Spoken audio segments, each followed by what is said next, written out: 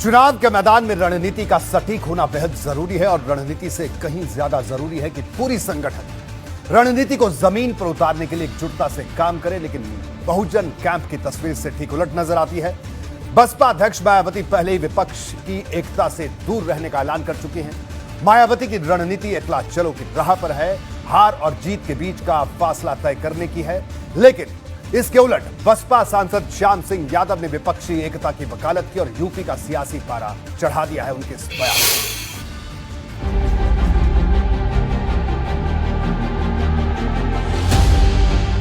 24 के चुनाव में भले ही अब करीब 1 साल का वक्त बचा है, लेकिन मायावती का स्टैंड बिल्कुल क्लियर है। बीते दिनों उन्होंने साफ शब्दों में कहा था कि लोकसभा चुनाव में उनकी पार्टी किसी भी दल के साथ गठबंधन नहीं करेगी। अगले वर्ष देश में लोकसभा के लिए होने वाले आम चुनाव में भी हमारी पार्टी बीएसपी किसी भी पार्टी के साथ कोई भी गठबंधन करके ये चुनाव नहीं लड़ेगी, बल्कि अकेले अपने बलबूते पर ही ये सभी चुनाव लड़ेगी। लेकिन अब मायावती के इसी फैसले पर पार्टी में 2 मत हो गए हैं। अभी तक पार्टी के बड़े नेता दबी जुबान में ही मायावती के फैसले पर सवाल उठा रहे थे, लेकिन अब ये बयानबाजी खुले तौर पर हो रही है।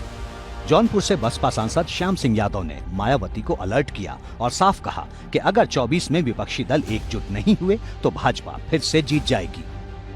सामूहिक रूप से इस सत्ताधारी पार्टी की जो डिक्टेटोरियल रवैया है इस पार्टी का, सबको विरोध करना चाहिए, मेरा व्यक्तिगत जाति ख्याल है। और देर सवेर मैं अपनी बहन मायावती सुप्रीमो जो हैं उनके उस पर तो कोई वो नहीं करता, न तो मेरा अधिकार है, उनका मैं सम्मान करता हूं, लेकिन मेरा ये ख्याल है कि देर सवेर सबको साथ आना चाहिए और साथ आकर के मुकाबला करना चाहिए। सवाल ये है कि मायावती गठबंधन से क्यों बच रही हैं? क्या अकेले चुनावी मैदान में उतरना उनकी किसी रणनीति का हिस्सा है या फिर कोई सियासी मजबूरी? और वो भी तब जबकि बसपा का जनाधार हाल के दिनों में तेजी से नीचे गिरा है। 2007 में बसपा ने पूर्ण बहुमत की सरकार बनाई थी। 2012 में झटका लगा, तब भी पार्टी को 26% वोट मिले। 2017 में बसपा को 22% और 2022 में 12% वोट मिले। यानी चुनाव दर चुनाव बसपा का वोट प्रतिशत घटता गया। अभी बसपा के पास सिर्फ 1 विधायक बचा है, जबकि सपा के गठबंधन के चलते पार्टी ने 2019 में लोकसभा की 10 सीटें जीत ली थी।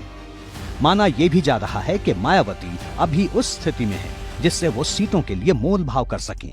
यही वजह है कि वो लगातार अपने दम पर चुनाव लड़ना चाहती है। हालांकि इसका दूसरा सियासी पहलू सपा समझाती है। सपा का आरोप है कि बसपा भाजपा की बी टीम की तरह काम कर रही है और मायावती का पूरा फोकस भाजपा को हराने की बजाय सपा को हराने पर होता है। अखिलेश ये बात कई बार सार्वजनिक मंच से भी कह चुके हैं। उस B team Bahujan Samaj party के प्रत्याशी कहां से तय होते हैं?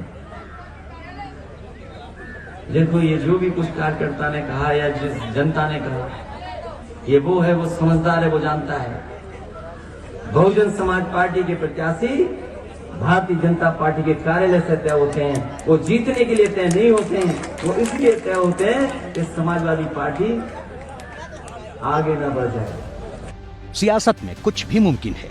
जिस तरह मायावती ने अभी गठबंधन न करने का दावा किया है, वैसा ही दावा उन्होंने 2018 में भी किया था। लेकिन 2019 में सबको चौंकाते हुए सपा के साथ गठबंधन कर लिया। अब बसपा सांसद श्याम सिंह यादव ने जो हवा चलाई है, उससे सियासत में नई बेचैनी पैदा हो गई है।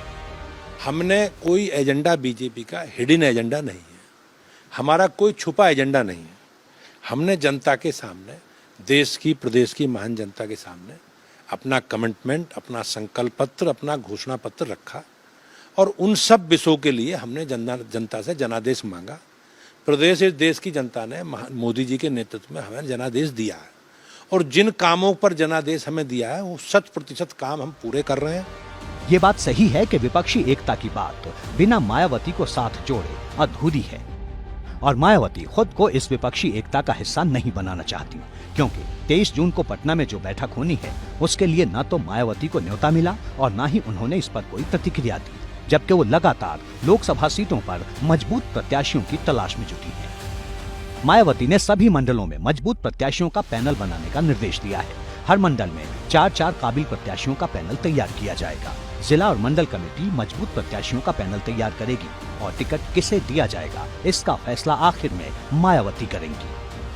मायावती ने साफ कर दिया है कि वो अब की बार लोकसभा का चुनाव अकेले लड़ेंगी। पिछली बार उन्होंने समाजवादी पार्टी से गठबंधन में चुनाव लड़ा था, लेकिन अब की बार कोई गठबंधन नहीं होगा। मायावती ने कहा है कि सभी कोऑर्डिनेटर्स जिलों पर ध्यान दें, जिला कमेटियों से समन्वय करके बूथ और सेक्टर को मजबूत करने पर काम करें। जो प्रत्याशी हैं उनका काम देखें, उनका जमीनी स्तर पर जो लोगों से संपर्क है वो देखें।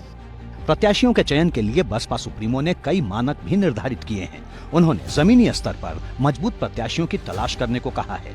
इसके साथ ही पार्टी के कैडर वोट के अलावा दूसरे दलों में प्रभाव रखने वाले प्रत्याशियों को प्राथमिकता देने को कहा गया है। मायावती के साफ निर्देश हैं कि ऐसे प्रत्याशी का नाम पैनल में शामिल किया जाए जिसके खिलाफ कोई आपराधिक मुकदमा दर्ज न हो। एबीपी गंगा के लिए लखनऊ से विवेक त्रिपाठी के साथ ब्यूरो रिपोर्ट।